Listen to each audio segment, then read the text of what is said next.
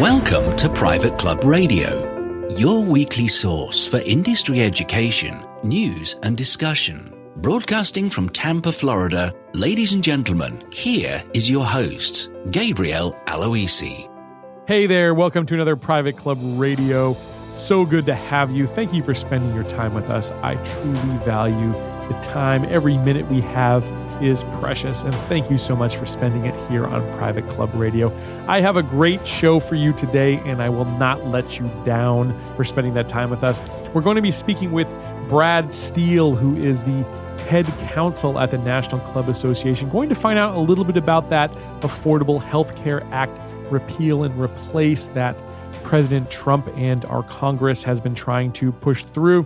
Obviously, you've probably heard the news that it's not happening, so we're going to find out from Brad where that leaves the club industry and what is headed down the pike here.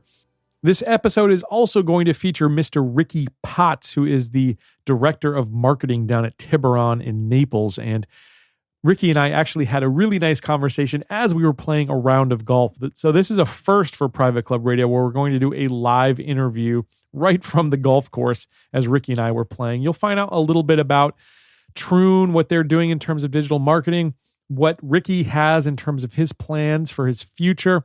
We'll learn a little bit about what he thinks is important for clubs to know about digital marketing and social media. And we just have a really good conversation here. So stay tuned for that one. And now it's time for Club Perspectives, presented by the National Club Association. Well, I'm joined again here by Brad Steele of the National Club Association. Brad, first question for you today. There was a big shakeup in Washington just a couple weeks ago on the repeal and replace of Obamacare. Can you tell us what's gone down and where that leaves the private club industry? Sure. Well, it was a really unfortunate and relatively discouraging sort of turn of events that took place really within about a 20 or 24-hour period. As you and your listeners certainly know, the National Club Association was exceptionally supportive of the American Health Care Act. That particular piece of legislation would have repealed a significant number of those aspects of Obamacare that were really the most onerous for private clubs. It would have repealed taxes not only on clubs that increased their premiums, but also health insurance premiums, but also repealed taxes that directly affected private club members. In addition, and probably most importantly, the particular legislation, the American Health Care Act, would have phased out the penalty on the employer mandate. And the employer mandate had such aspects to it, like classifying an employee working 30 hours or more per week as full-time, which for most of the club industry is just a ludicrous, and any business industry, a ludicrous determination of full-time. It also required folks and clubs to determine if they had 50 or more full-time or full-time equivalents in the last year. So they had to really always go back and review what were the hours of employees to see if they even fall under Obamacare. And that was even more difficult for smaller clubs. Sure. Clubs that were close to that threshold, on that threshold, are the ones who really had to do the work. The larger clubs knew they were over 50, so it wasn't really a problem. But boy, you can imagine the impact this had on smaller private clubs across the country. It even had requirements to the employer mandate of distinguishing between a seasonal worker and a seasonal employee. Mm-hmm. I mean, two of the exact same staffers for a club, but designated with two different names, two different legal definitions, and two different exemptions under the law. So we really had a long hope to see that the American Health Care Act passed, because it was so crucial to the success of private clubs getting out of the yoke of Obamacare. And unfortunately, as I say, that just did not take place. It didn't take place because the Speaker of the House needed a total of 216 out of the 237 Republican members of the House of Representatives. Now, you'd imagine if he's got 237 to play with, losing 21 probably isn't going to be likely, taking consideration that every single member of the House of Representatives, Republican House, campaigned on repealing Obamacare. Right. And the American Health Care Act specifically did just that. It removed the most onerous aspects of Obamacare. Didn't complete the job, didn't replace Obamacare, but the reality is that was the second and third phase of this particular repeal and replace process. But you have to, the first step is the hardest, right? Right. And that's what was to be done. So there wasn't a real perspective that since 237 Republican members of the House of Representatives made the determination when they campaigned that they were going to get this bill through and begin the process of repealing Obamacare, that there wouldn't be at least 216 to vote yes. Well, surprise, lo and behold, there were not 216 right. to vote yes. And really it was twofold of how that happened. Number one, the House Freedom Caucus, which is predominantly made up of strongly conservative, formerly Tea Party, text enough already Tea Party members. They have about 29 or 30 of them at that time. And they were concerned that the legislation as it was created didn't do enough to lower health insurance premiums. So part of this is not just to get rid of the onerous taxes or the regulations that the employer mandate required, but also to physically actually lower health insurance premiums. It's a good plan. We don't have a problem with that. But the difficulty is this wasn't the right venue for it, considering that it had to be done through what's called reconciliation. Reconciliation only allows for issues that deal with money coming into the federal government, so taxes, or money going out of the government, so spending. But lowering a private company's insurance premium isn't something that can actually go through the reconciliation process. Though that was discussed to these 29 or so members of the House Freedom Caucus, they still didn't care. When the president and the Speaker of the House decided to sort of give them a little bit to provide the House Freedom Caucus with something that they needed to feel a little more comfortable with this bill, then, as you can well imagine, the yin and yang, the moderate Republicans out of those 237 started to get nervous. Well, gee, the bill is too conservative. We think it's doing too much too soon, too fast. We don't like it. So you had about 20 House moderates from the Republican Party who started to back away from the bill. At the end of the day, what we really had was about 17 or 18 House Freedom Caucus members who just weren't comfortable with the final resolution, and about 19 House moderate Republicans who also weren't comfortable with the final resolution. And when you add them together, that's about 36 votes. Well, if you can only lose 21, you can't expect any Democratic support. And there was no Democratic support. Minority Leader of the House, Nancy Pelosi, Democrat from California, former Speaker of the House, has the Democratic caucus down on lockdown. There are no ifs, no ands, no buts. They will not do anything. There isn't one member, be it a very conservative member or a very, very liberal member of the Democratic Party in the House of Representatives, who will not do something without the blessing of Nancy Pelosi. And she made it clear that no one was going to help the Republicans as they started this first phase of repealing and replacing Obamacare. As such, guess what happened? You lose 35 or 36 Republican members. You can't rely on any Democratic members. You only have 21 that you can lose. The Speaker of the House did the math and said, well, we're over 21. If we're over 21 members who won't vote for this bill, then this bill ain't going to pass. And if it isn't going to pass, then there's no reason for it to be an actual vote. There's no reason for an actual vote to be held. Wow, so they don't even try to do it at that point then. They're correct. Just like, They pulled it. Literally said, thank you very much. We've gone through the amendment process. We've gone through the debate. Everything's super, great. Let's do the head count. Not going to work? Fine. Let's go to naming a post office. And that's what they did, basically. So pulled the bill, and that was that. What happens now? I mean, you guys have to get back to work up there, and where do you go from here? Yeah, that's the $64,000 question. Just recently, the Vice President of the United States, Mike Pence, as well as the Director of the Office of Management and Budget, broached the topic of sort of taking another bite at the apple. And indeed, my understanding is there are some discussions, believe it or not, with some of those moderate Republicans, some of the, House Freedom Caucus members, to sort of try and get to yes, as they say. And part of the reason that they can even begin these discussions, the administration can begin these discussions again, is because there's a little bit of sort of a buyer's remorse. The House Republican Freedom Caucus understood that they campaigned for repeal of Obamacare. This was their best and only shot to do so. It has to be done through the reconciliation process. Again, it therefore can only deal with money coming in or money going out of the federal government. As such, their additional requests, I think they're looking at now sort of saying, oops, yeah, we can't do that.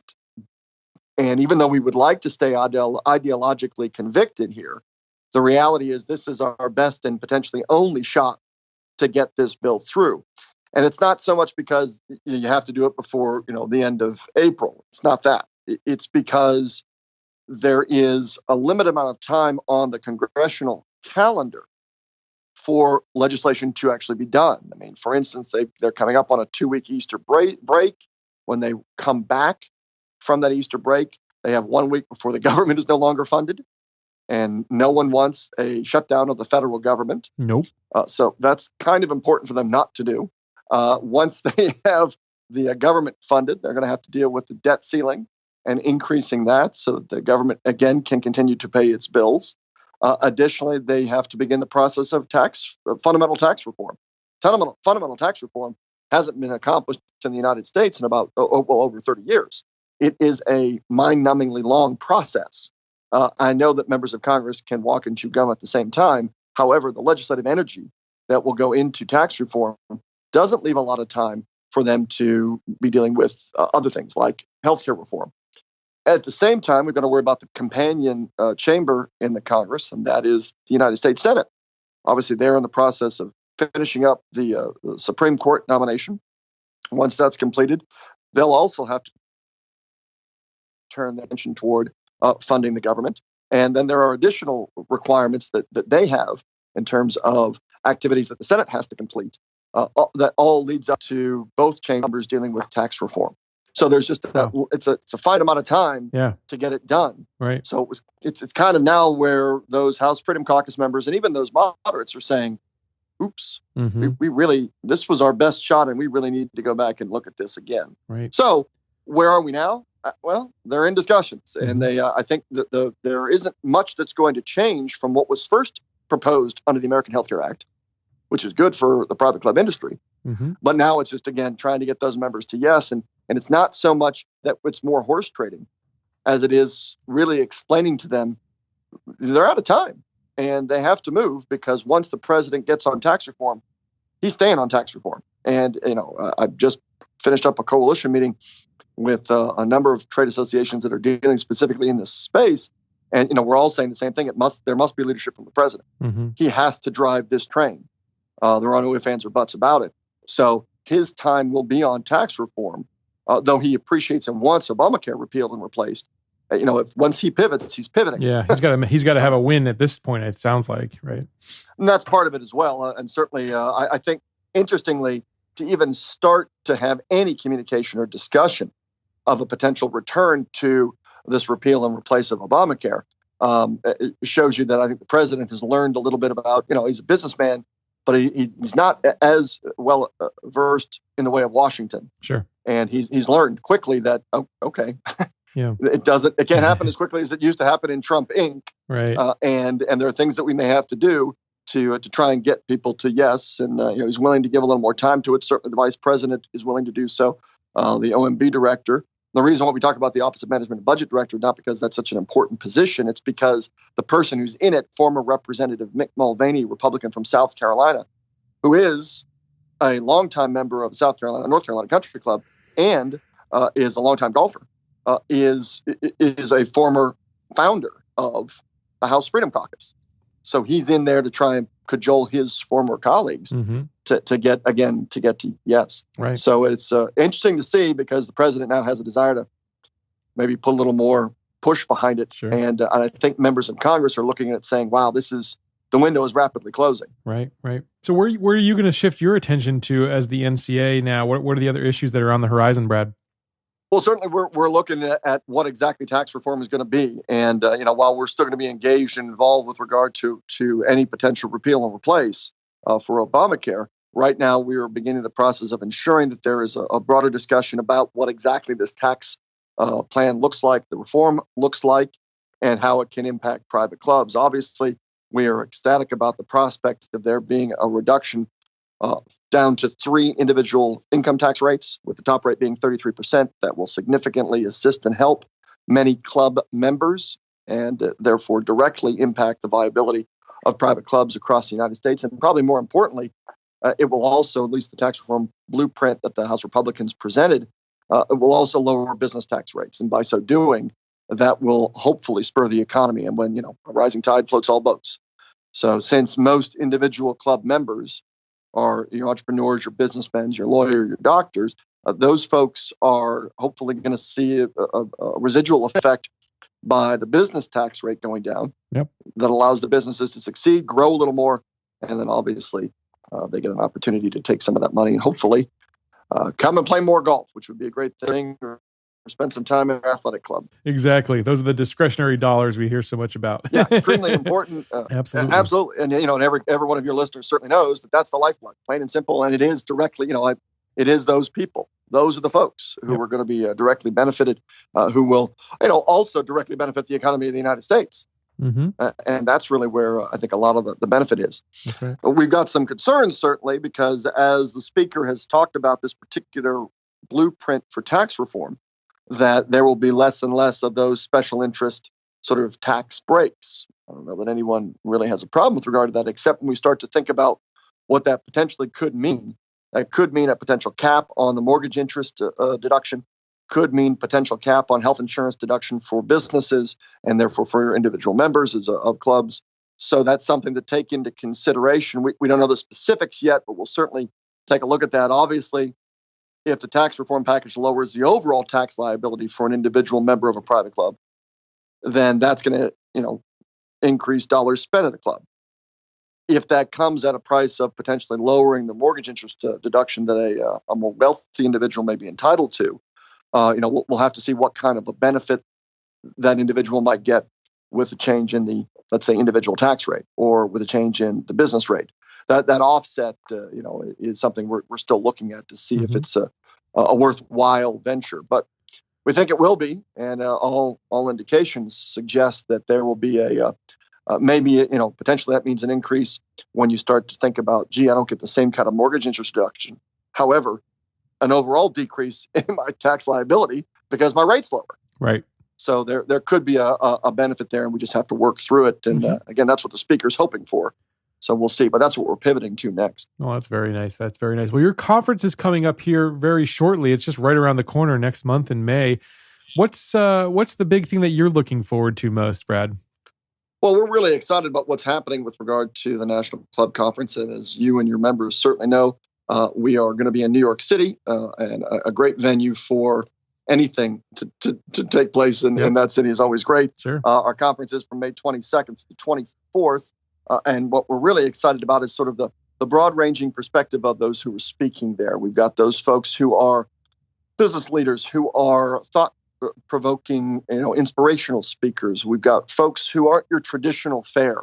And we also have one of the Trump sons who will be there to talk a little bit about golf and a little about business operations, not so much about his dad and the presidency, but I'm sure occasionally there will be a comment or two made about that. Sure. But most importantly, it's having those individuals who can provide a broader perspective about leadership. And that's what we really are excited about when we think about the National Club Conference. It is where leaders meet. And what we want to do is not give our members or our guests the same kind of stuff they may get at other conferences. What we want to do is sort of broaden their perspectives, give them something that's unique and interesting, and hopefully can help them in a leadership capacity as they go back to their clubs to be successful. So we're really excited about the location, some of the venues. Fun one, we're at the Friars Club for our National Club Conference dinner. So always a fascinating place is the Friars Club. Yeah, that's going to be fun. I'm really looking forward to that. Yep, absolutely. Awesome. Well, my ticket is bought and paid for, and my plane ticket. I'm looking forward to getting there to be with you guys. Thank you so much, Brad, for being on Private Club Radio with me, and we hope to talk to you again next month. Absolutely. Look forward to it. Thanks, Gabe. Take care. To learn more about the National Club Association, please visit nationalclub.org.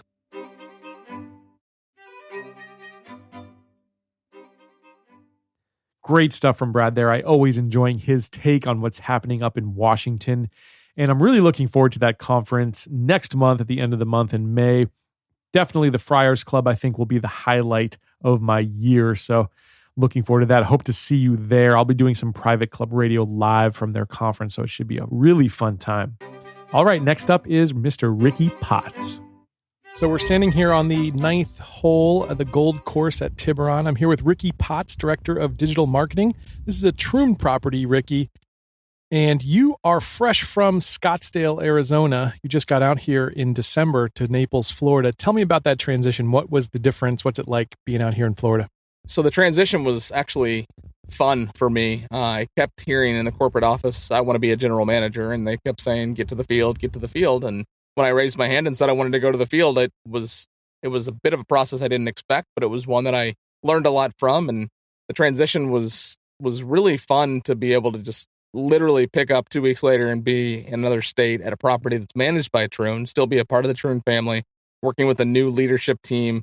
Kevin DiDonato, who is our general manager here, is one of the best in our portfolio, and to be able to work with him on a daily basis is just something that you can't put a price tag on. That's extremely valuable to my growth, and he gets that, and he knows that, and just the way that we communicate on a daily basis shows that, and that's just an homage to what the Troon brand is all about, both from a property level. This is one of the best clubs in the state of Florida, and then to be able to have a team around us with both Kevin, the director of golf, Chad Nigro, who's actually been at the property for several years.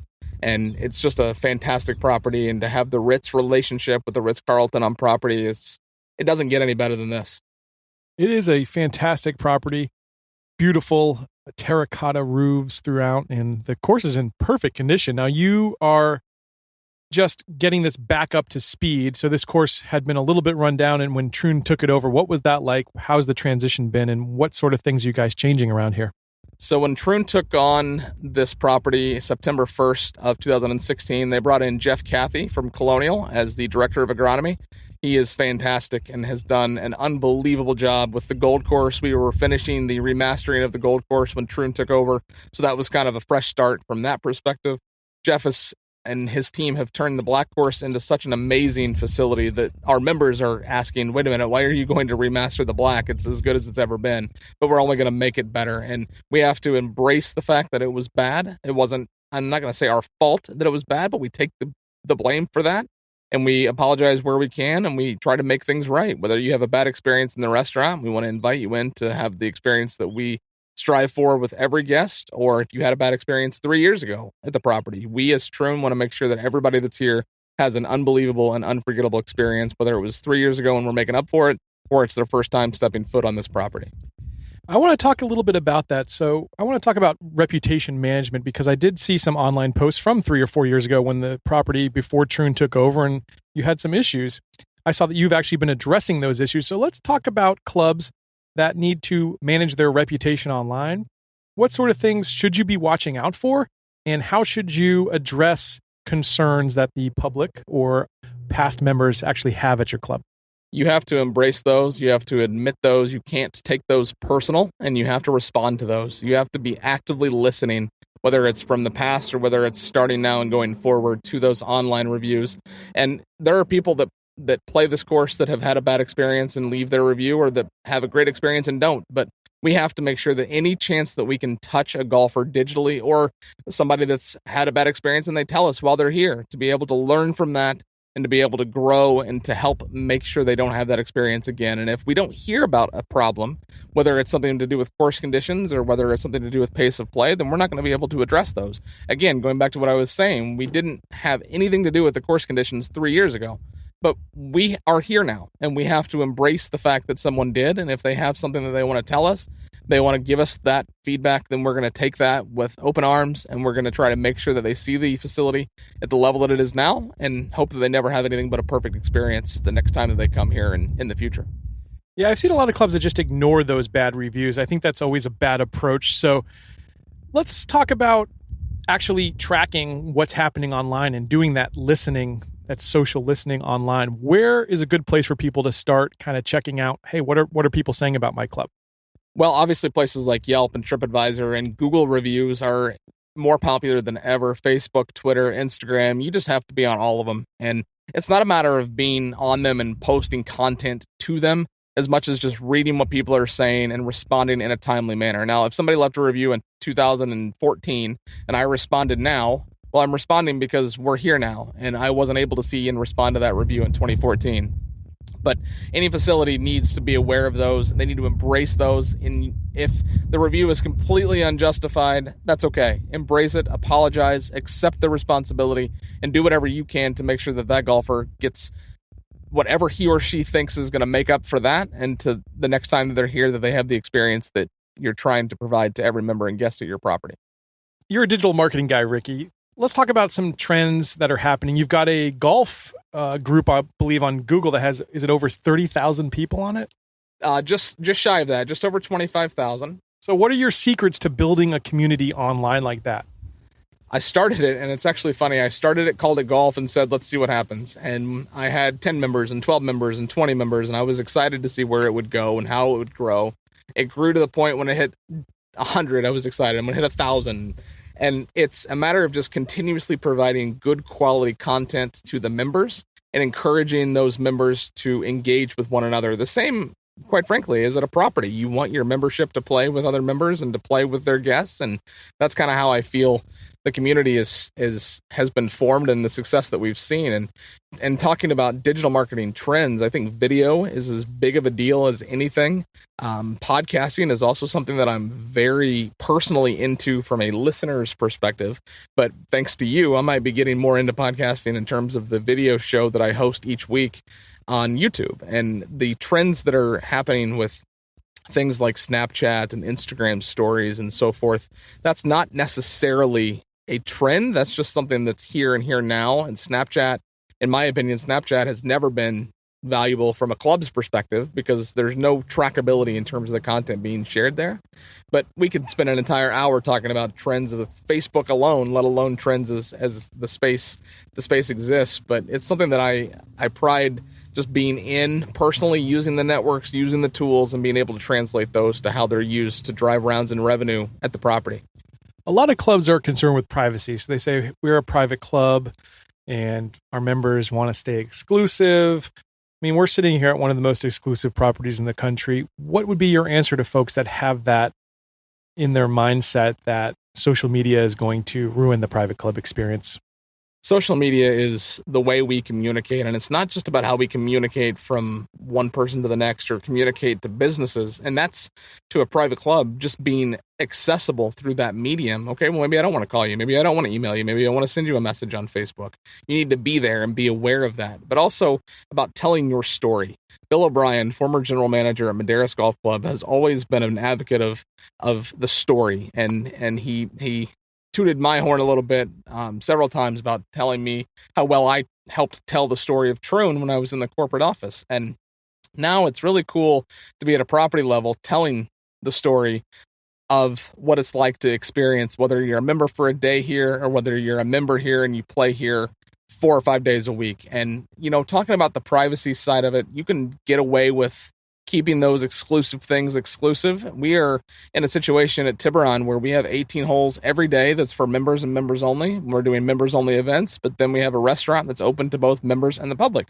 We also have an 18-hole course that's open every day to the public. So we walk that line right down the middle, where on one side it's all private club members, and on the other side it's all daily fee resort guests. So it's very tough, but also challenging and exciting to be able to walk that fine line to see how we keep both sides of that happy. And what we do with our digital marketing, it's just about being present, being aware, and talking about the things that make us great. And it's 2 championship golf courses. It's the Ritz-Carlton, both on the beach and here at the golf resort. It's Sydney's Pub with an unbelievable menu with our executive chef, Brent Moore. And the list just goes on. And every day I'm honored to be able to help share that story with our members and guests. It sounds like there's a lot of stories to tell.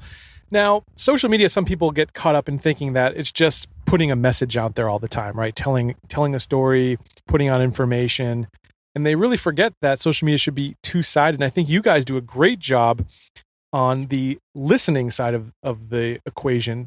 Talk to me a little bit about what it's like to have a two-way conversation on social media, and how do you do that right? 100% of the time, if someone leaves a comment, whether it's positive or negative, anywhere that we as Tiburón can respond. And it was the same with Troon, and would recommend to all facilities that are out there listening to do that. Whether it's positive or negative, don't take the negative comments personal, respond to them. Apologize, whether the review or the comment was justified. Just this week, we had a lady that had dinner here a few weeks ago, didn't tell anyone while she was here that she had a negative experience, found it on a private group on Facebook that our executive chef brought to me, found it, took it, reached out to her, and we're making it right by inviting her and a guest to come back to have a meal. She never expected that. I think she was taken aback when we found that and reached out to her, but we were listening to what she was saying. Did she have a negative experience? I'm not sure, but we're going to make it right by buying her a meal to make sure she doesn't have a negative experience again. What kind of content are you seeing that you mentioned video, but what other types of things are you seeing that's really shareable that people are really connecting to these days? Nothing beats Twitter. Twitter is one of my favorite networks and will be for the foreseeable future. One of the things that I meant to say a little bit ago is talking about the privacy aspect and how clubs are using and members are using. They use it for a news source just as much as they use it for anything. But at the same time, I think Instagram is more popular than ever. It's fun to use. It's an exciting network to use. It's not hard to engage with Instagram. And members, users of that network are growing for a reason, because it's a very easy network to be able to use. You just double tap and you can engage with somebody with a picture or a video, and you can make a bad picture look good with the number of filters that you can put on Instagram. But everyone's a professional these days using Instagram. It's true. So I think a really underutilized thing with private clubs right now is Facebook and their pay-per-click marketing, where you can actually target people who are golfers, people who have a certain income. Let's talk about how niched down and how granular you can get with Facebook advertising. Oh, it's unbelievable. So any club that's doing private events, weddings, specifically weddings, imagine a club. So let's say that we wanted to run a campaign for weddings. If we wanted it to run to people within a 25-mile radius of the club. We want them to have been recently engaged within the last 6 months, that have an average annual income of $75,000 or more per year, that are female, that are this, that, and you can get so unbelievably targeted that it's almost... Well, there's no way that I'm going to get any reaction from that because it's so targeted. And it's almost creepy. Yes, it is creepy. That is for sure.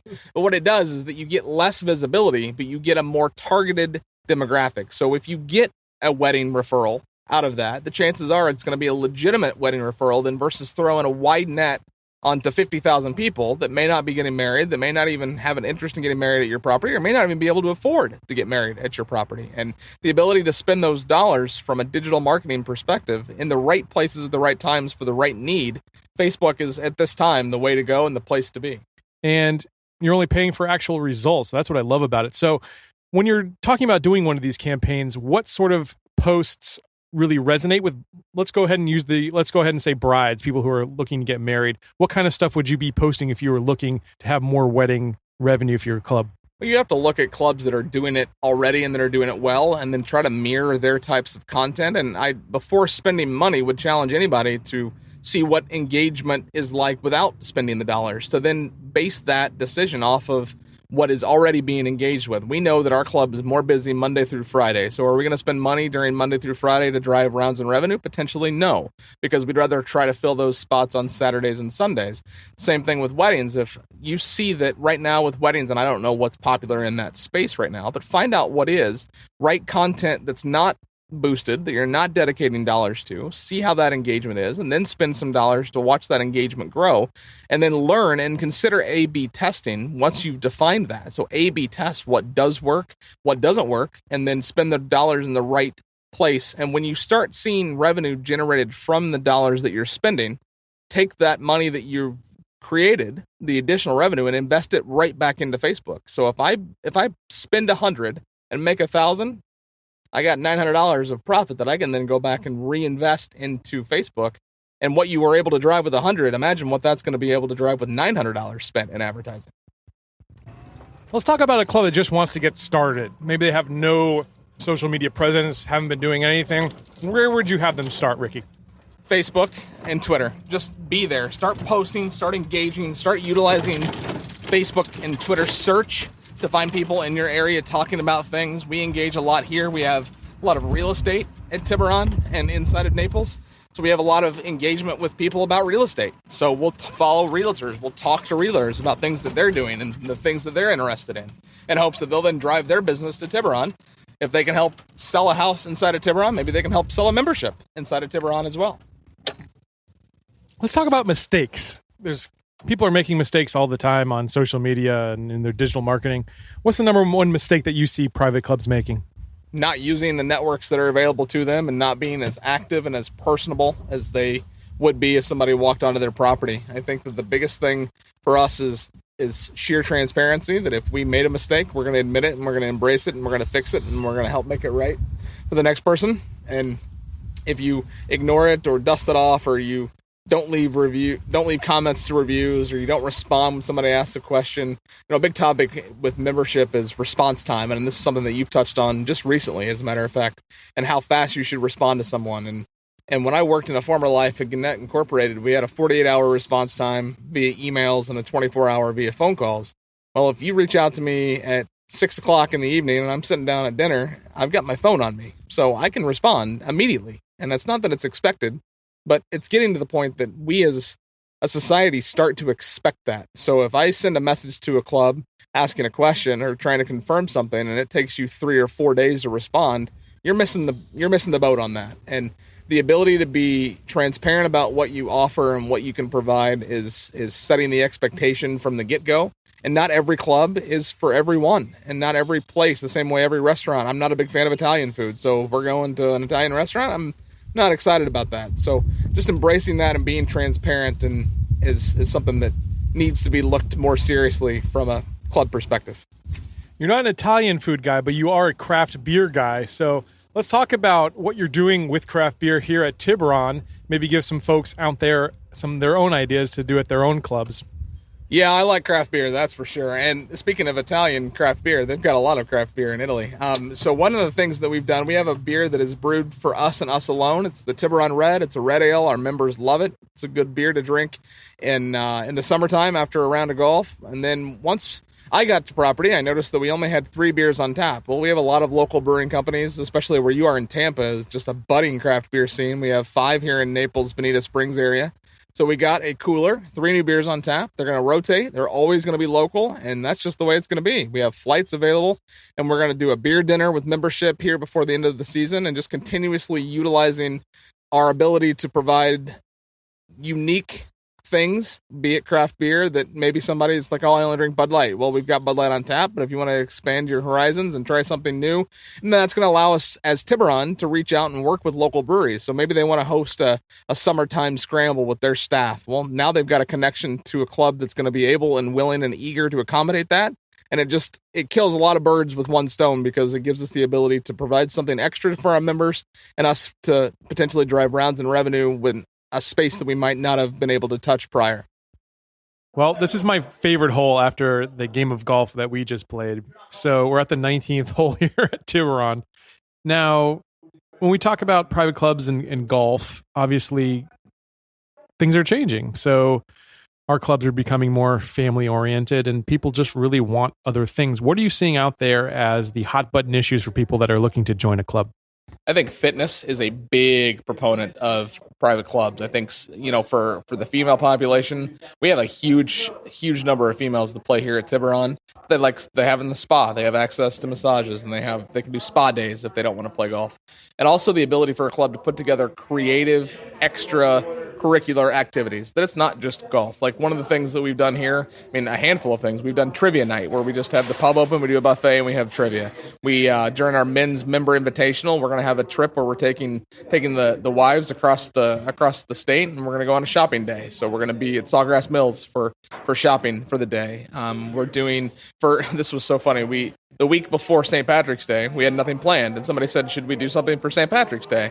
And we're sitting in a meeting with our F&B team, and yeah, let's do corned beef and cabbage, and let's do Guinness, and let's do green beer. And an idea that went from zero to hero. We had 85 covers that night. We sold more corned beef than I can imagine, and we sold about 3 cases of Guinness, bottles of wine crazy, and it was just because we had an event. They want to be included. They want to be here. You're a member at the club, and we try to include them as much as possible. But I think fitness is the biggest next big thing, and just the ability to have unique, creative events. Our chef did a cooking class about 2 weeks ago, and that cooking class sold out in a matter of minutes, so much that he's going to be doing another one. And I was there for it, and he was just hands in. Everybody had a station, and they were making the items with them. They turned it into a meal. They ate what they cooked. There was wine, and it was just a fun afternoon. That's just something that's creative that we can then, the members that didn't get to go, well, I want to go. I want to do it. So we're doing another cooking class for those members. Very cool. Now, I want to ask you about that shopping trip. So is it something where the guys play golf while the ladies are shopping? Exactly. So the guys are playing the men's invitational. They're going to be here all day. They're doing 18 holes and then a dinner after. And the ladies are getting on a bus. We're going to charter through Naples Transport. We work closely with them on a lot of transportation to and from the club with members and guests. And we're going to just get a bus and we're going to take them across the way to Sawgrass Mills. And the ladies just going to have a day of shopping. Oh, my wife would love something like that. I love that idea. Something for everyone. I think that's the point. That's where you have to get creative and do something outside the box. What's the most unique outside the box idea you've done here so far in your time?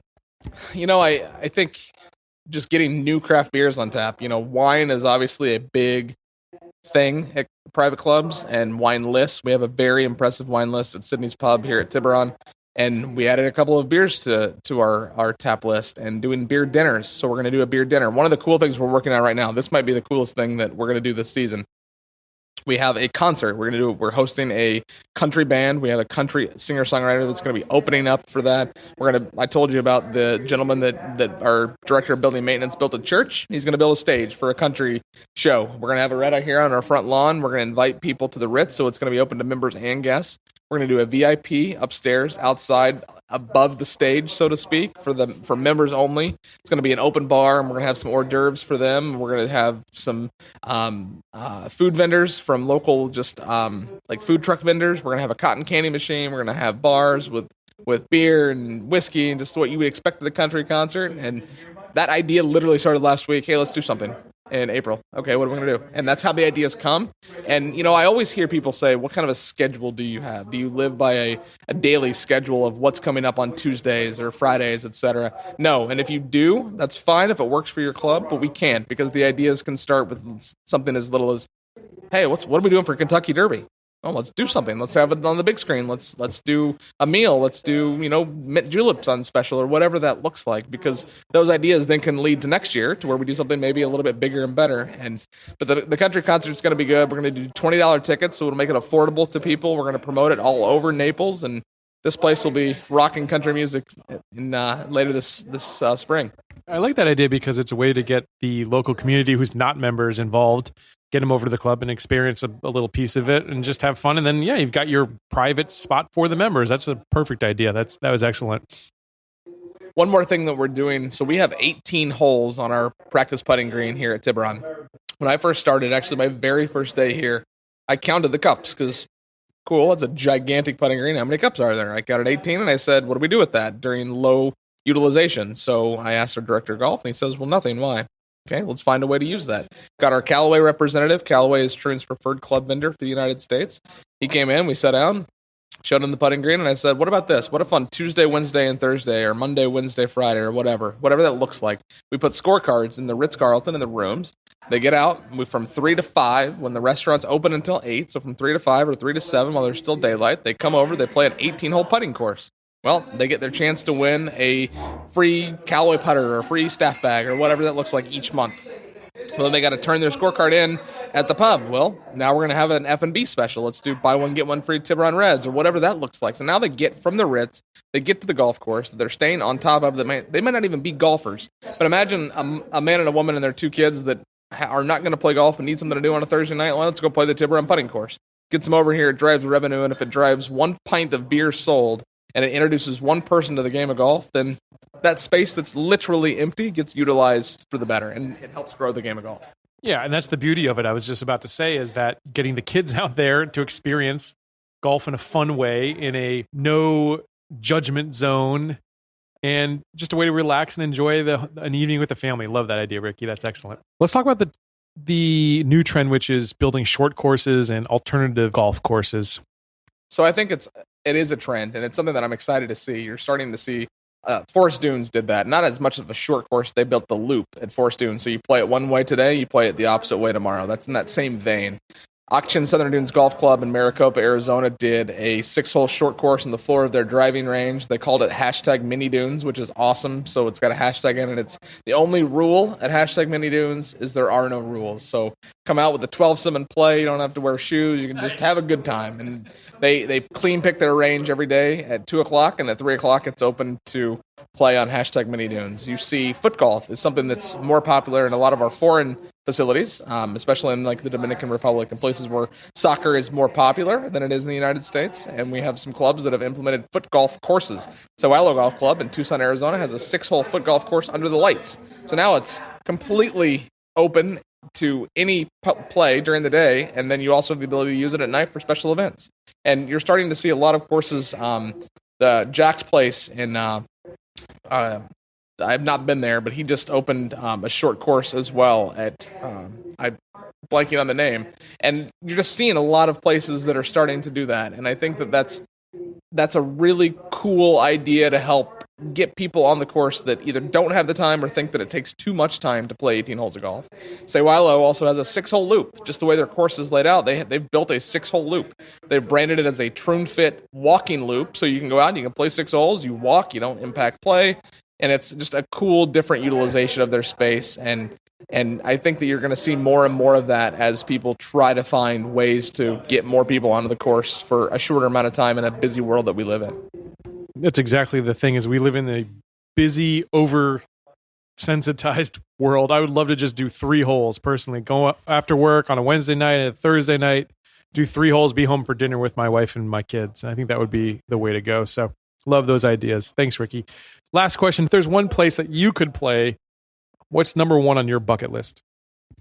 Now, is it a course that I've played? Because there's a lot of courses that I've played that I'd like to play, but I think that the next course is the number 1 course on my bucket list. The next course that I haven't played is what I want to play next. The same way, what is your favorite beer? It's the next beer that I'm going to drink, because I'm in the moment and I try to live in the moment. Yeah, I could say something fun like Kapalua or St. Andrews and go play the old course, which I hope to play later this year. But I think that if I get the opportunity to swing a club and to be outside on green grass, that's what I'm looking for, and the next course that I play is going to be the next course on the top of my bucket list.